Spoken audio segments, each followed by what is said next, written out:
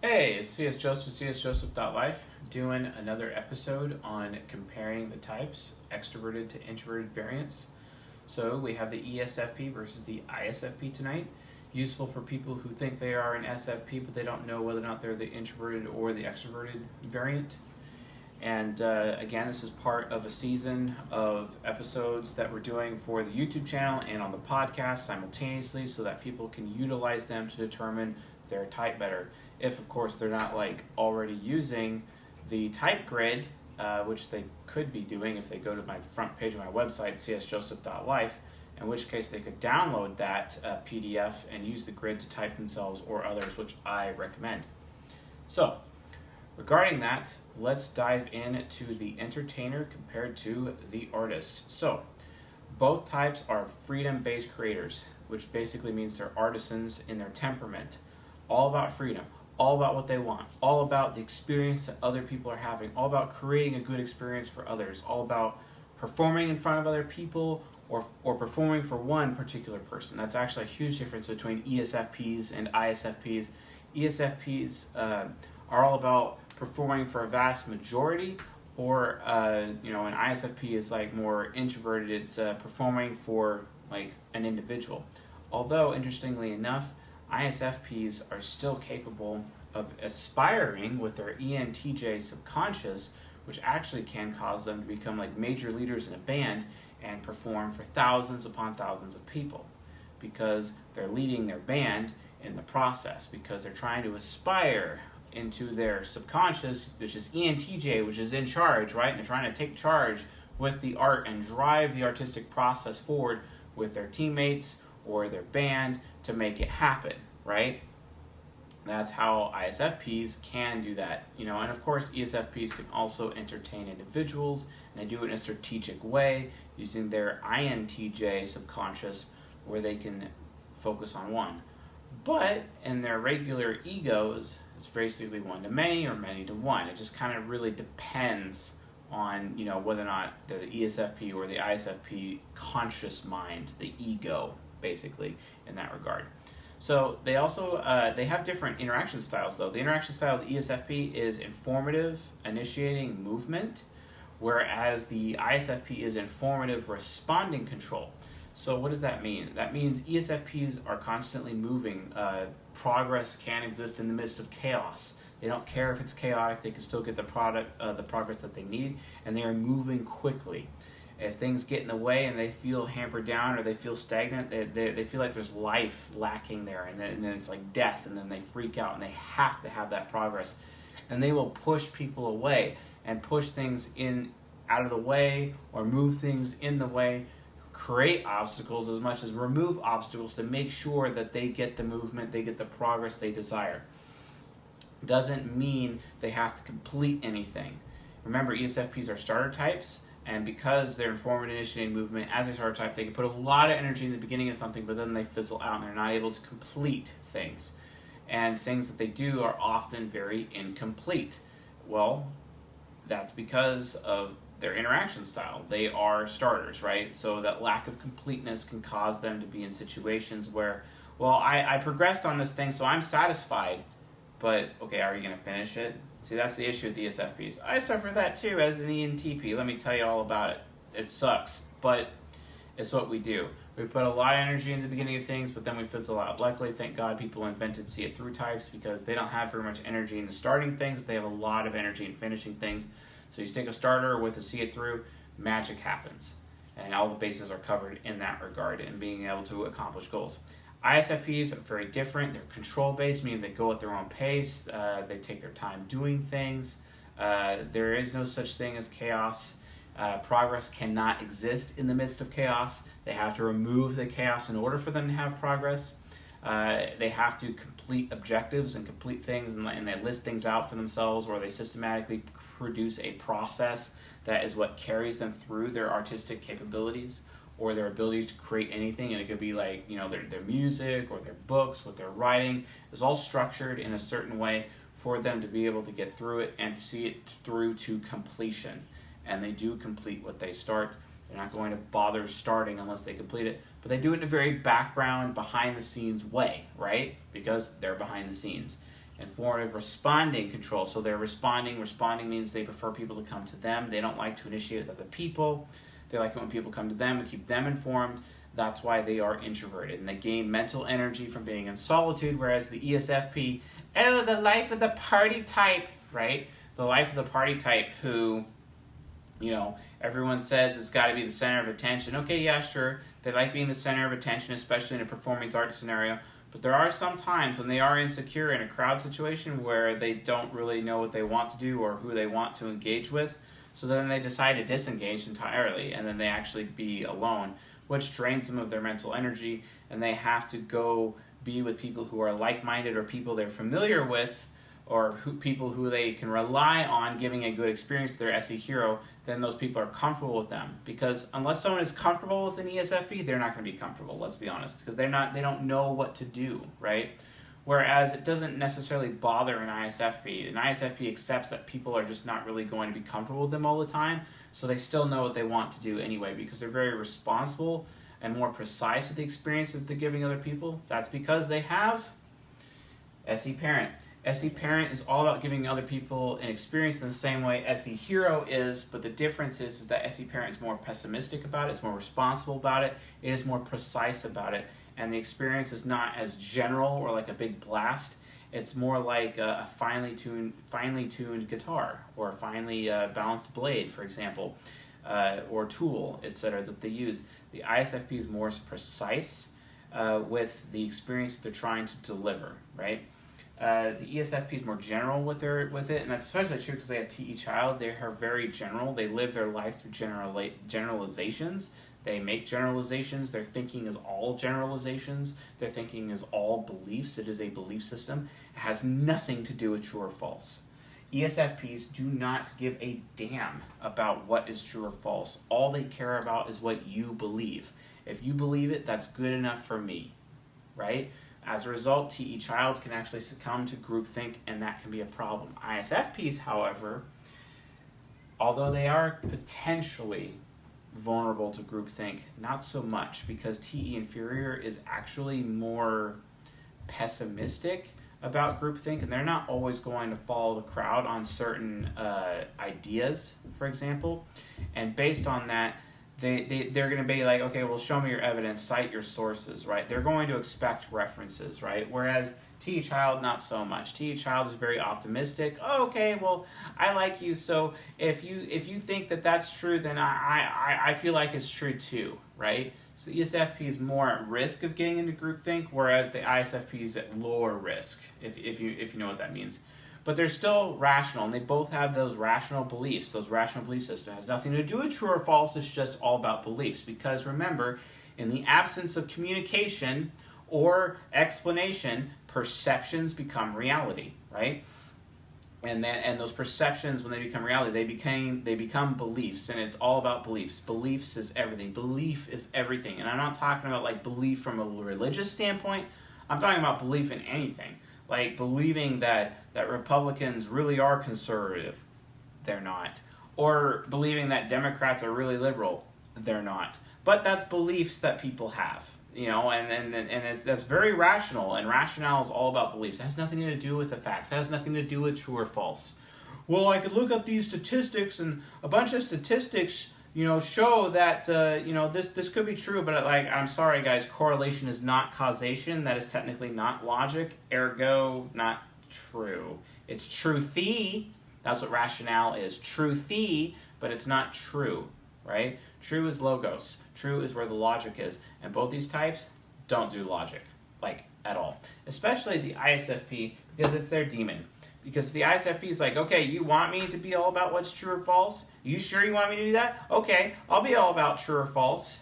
And then I'll destroy everything. I'll light everything on fire because you just want me to behave in truth. Because if you really want me to be fair, okay, we'll be fair. Because if you think I'm not being fair when I've been overly fair in your direction this entire time, it's as if you're taking advantage of me, right? Okay, yeah, we can go there. They're willing to put their fists up, and they'll get pretty violent in that matter if they have to. Or they'll completely withdraw entirely and go 100% apathetic. where the ISFP will ignore that you ever exist. Apathy becomes the weapon of the INTP superego. It is a major problem. Whereas the ENTP superego, you get insincerity. And insincerity is a problem with an ESFP, because if the ESFP does not respect you, and you're in a relationship with them, or you're in a friendship with one, you're going to get, if you don't give them the freedom to want, what they want, they're just going to start lying to you. Why? Because they're going to do what they want anyway. And if you're not okay with what they want to begin with, they're going to lie to your face about it. Okay? Because they care about getting what they want more than whatever rule that you put around them. Like if you have an ESFP daughter and she's sneaking out at night, think about that. That's why that's happening. And you're wondering why she's lying to you? It's because from her point of view, you never let her do what she wants, ever. And because you're taking away all of her freedom, because you're probably an SJ parent, let's be honest, oh no, C.S. Joseph, stop doing all that SJ hate. I mean, come on, I'm an ENTP. My polar opposite is an SJ. Sue me. You're going to get the insincerity. They're going to lie to you. What do you expect? Come on. That's a major difference. But remember, they're trying to aspire with their INTJ. You got to make them secure with what they want. Be okay with what they want. And if you allow them to want things, they'll start to be secure in their wanting, and they'll actually have more confidence with what they want.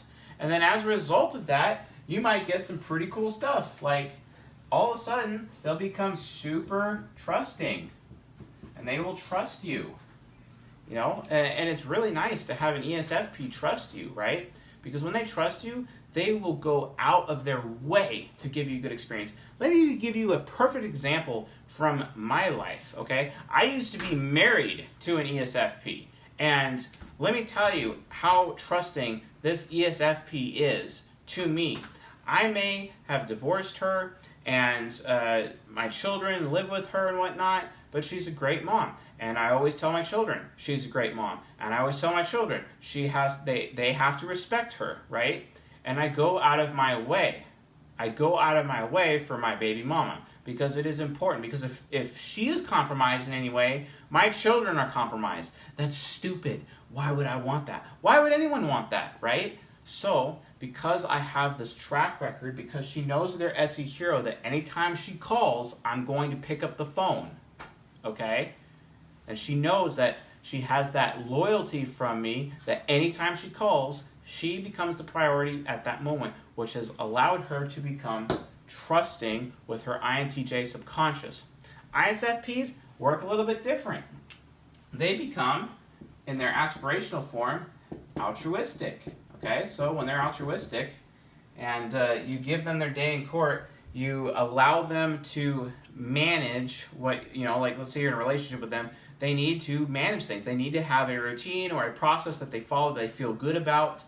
They need you to think highly of them. If you are constantly telling them how you appreciate the experience, you appreciate the art that they do, you appreciate the good that they do, because they have like a super high moral compass and you love them for their morals, right? And that you are thinking highly of them and you are demonstrating your thoughtfulness to them on a regular basis, this ISFP will become insanely altruistic and literally give you anything you want. They will just give it to you. They will spend so much time on you and make this amazing piece of art or an entire song devoted to you. You see it all the time on a regular basis. Insert ISFP singer who doesn't sing songs about their lovers to thousands of people when they go on tour. Like, come on. It's a normal thing. That's why. It's part of their altruism, right?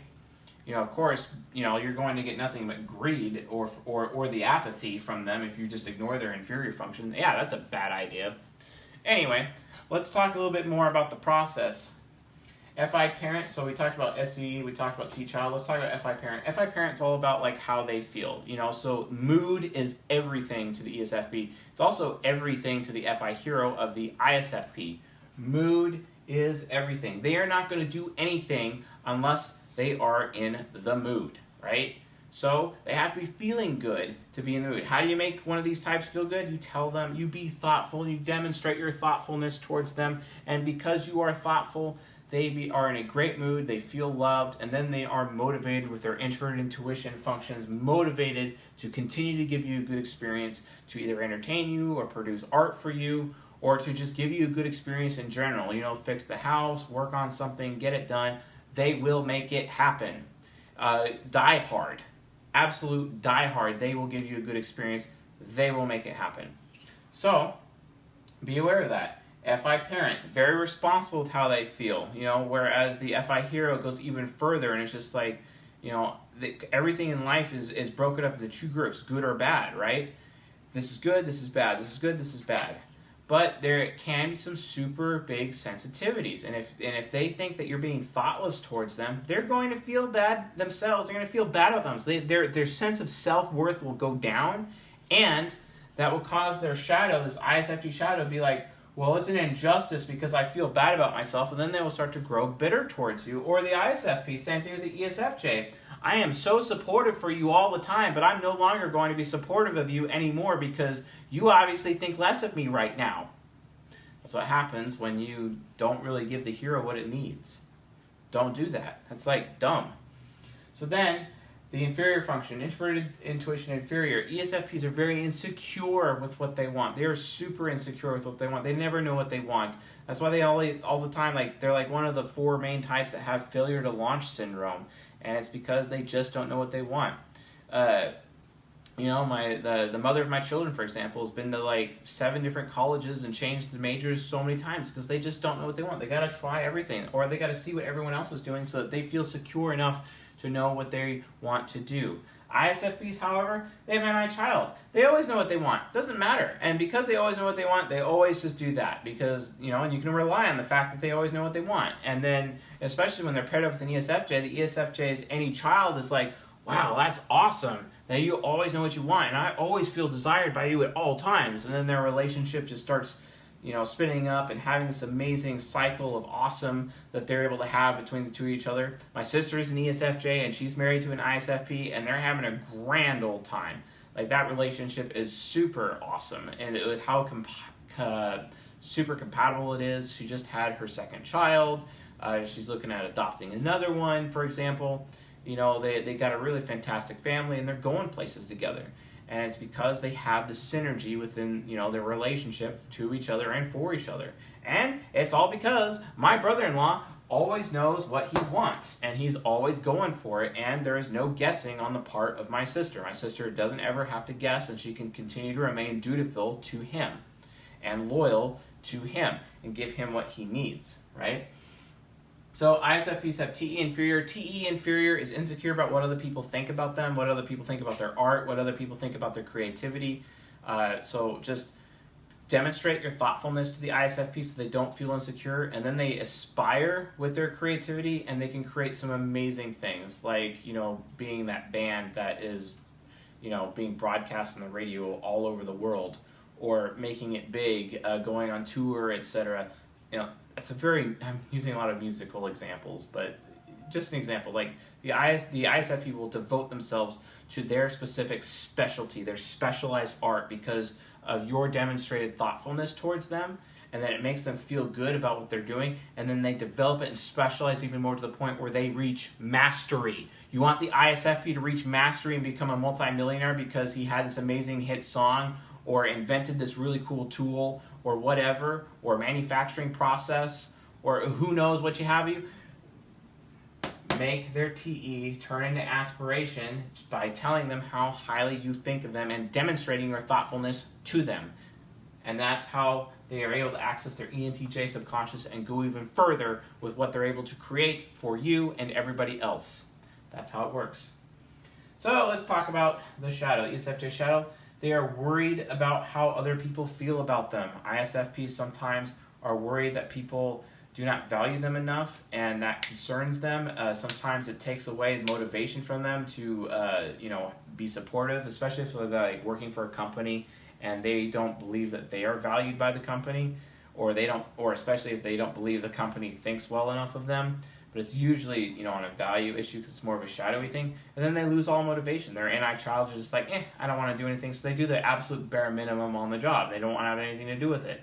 And that's where their idleness can come into play, even though they really are the most diligent of all the types, but the idleness can activate because they're just so worried about how the people feel them and they don't feel valued by others. It's like, well, if I'm not valued here, then why bother supporting this? Like, I can't get behind this company if I'm not valued here, or if people don't think I'm cool enough here. So why bother, right? Now, ESFPs, their nemesis function is introverted sensing. They worry about the past. They worry about, like whether or not their good memories in their childhood will ever happen again. They're worried that they won't be able to give others the best possible experiences. They're worried that they haven't had enough experiences in such a way where if they had the experiences, they believe they'd be able to give other people better experiences, right? Especially like the children or those closest to them, because they want to be that entertainer. They want to be the person that captivates your attention, that captures your attention, and able to go in that direction.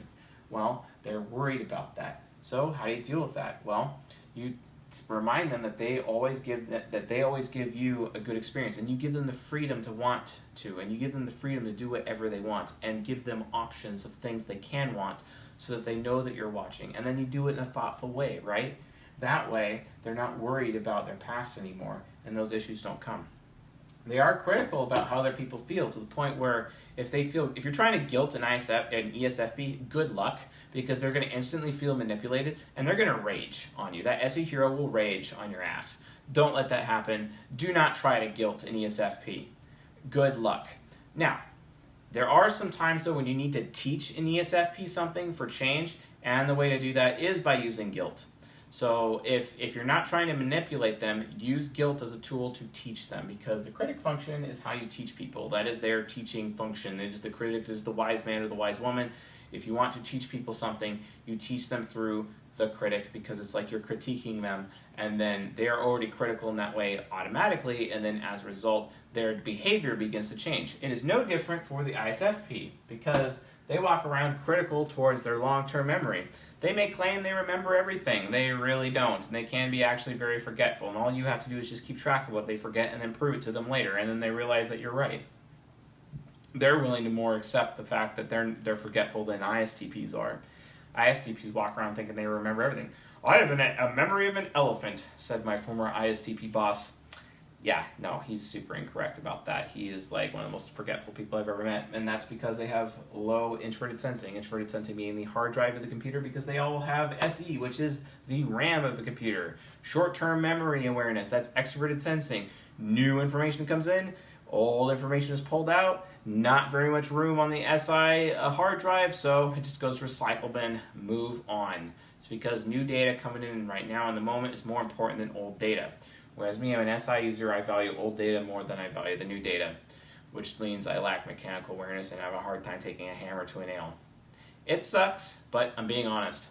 So, introverted sensing, critic, they are very critical towards what they remember. They're critical towards their experience. This also allows them to endure. They can endure pain a lot and scrapes, and get through some very tedious, very difficult work, especially when they're working with their hands, and you're like, how the hell does he have the endurance to pull that off? The answer is SE Critic. They can actually endure a lot through SE Critic, and it is amazing to watch ISFPs do it, especially when they're not even in the mood to go through it. They still get through it because of NI Child teams up with SI Critic. I want to get through this. I want to get through this. The little engine that could, and then they're able to make it, and they're able to endure and push through to the end, and it's like, wow, that is an amazing work of art, what you have just accomplished.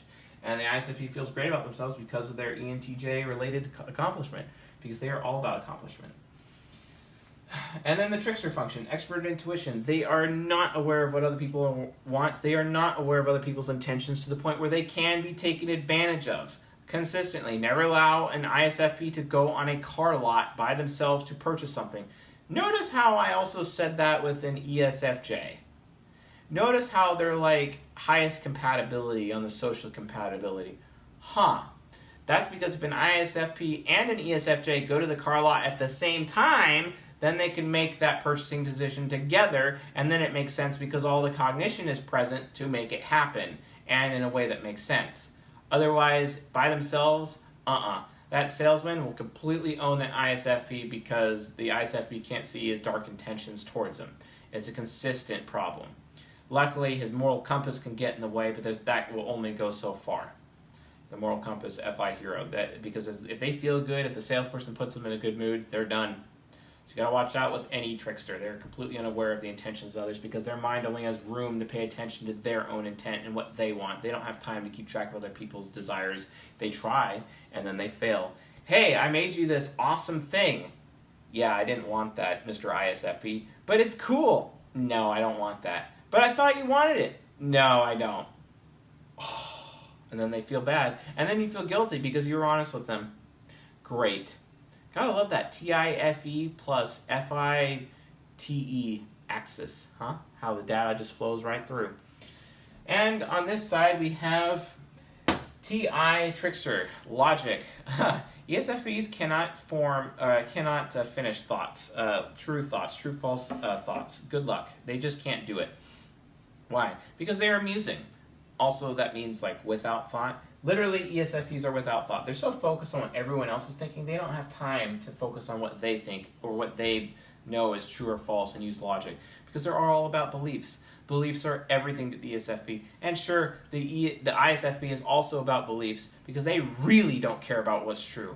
True or false doesn't mean anything to them. It's all about how they feel about everything because everything is about the human experience. Everything is about the feelings, about whether or not I believe this is a good or bad thing, not whether I know it's true or false. It's I believe, not I know. For both these types, I believe is everything. I know means nothing to these people. They care about what you know. They do not care about what they know. They only care about what they believe. It's different. Knowing is logic, belief is rationale. It even comes out in our sentences. Pay attention to what people say, and then you will realize that there's cognitive functions at work. TI logic. They are unaware of their thinking, so be aware of that. Make sure that if they're saying, like, oh, I feel this, and they're about to make a decision, make sure that you verify it for them, that it is actually true, so they don't go running off some random wild goose chase, because the ESFP is very at risk of going on a goose chase, like walking down a dark alley thinking it's okay that there's not going to be some guy that's going to jump them or rape them, etc. And it's like, wow, why did you make that stupid decision? Well, I believed it would be safe.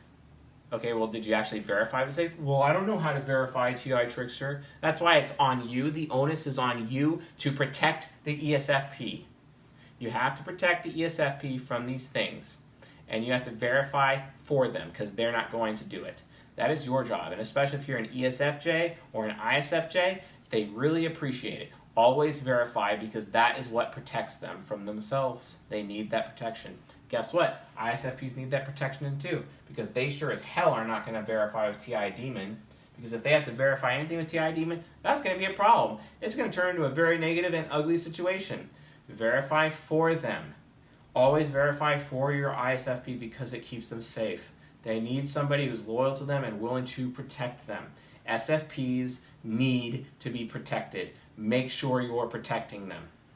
And we already talked about the TI demon earlier, so I'm not going to go into that. And then the NE demon, if you are not protecting them, if you are not verifying for them, if you are not being thoughtful, guess what will happen? Their actions will lead to your future being destroyed. NE demon destroys other people's futures, destroys other people's dreams. This is literally the dream killer. And if you have dreams, but you're not managing your ESFP properly, they will destroy your future and take all of it away in this bottomless black hole pit of dreams that is their demon. So if you want things in your life, if you want to have goals in your life, and you want to reach those goals, make sure that you are giving them the freedom to do what they want. You're being thoughtful for them, you're making them feel good, and you're thanking them for and allowing them to show you things and saying, oh, you're giving me such a great experience, and hopefully that's real, you know what I mean? But if you don't, and they go all the way down their demon, they will destroy your future. Because that's what they do. Their ENTP superego goes in, they start becoming insincere, they start lying to you, and the decisions they make will automatically correlate to destroying your dreams, your futures, your goals, your aspirations will be flushed down the toilet forever, and there's nothing you can do about it. Kind of like how an ESFP is going to saddle you with 25 years of debt, and you can't get out of it. Congratulations. Like, I've heard many stories about that. Be careful. Do not screw with the NE demon. Same goes for ESTPs because they have E and E demon as well. Watch out for that. So, with all that in mind, that completes today's episode on ESFPs versus ISFPs. If you found this lecture useful, helpful, educational, insightful, please subscribe to the channel here on YouTube and on the podcast, and leave a like, because what's not to like, right? And then if you have any questions about this, leave it in the comment section. I will answer your comments. I read every comment and probably comment on most comments. It's important to me. I really appreciate this audience. I value this audience a big deal, and I'm glad that we are growing together on this journey. Many of you have provided some insights that I haven't considered before, which I appreciate. It has allowed me to expand my research and expand my knowledge on the subject, and many of you are also learning and changing your life and changing other people's lives in the process, and I think that is super dope. So let's keep it up, let's keep going. So awesome. With all that being said, I'll see you guys tonight.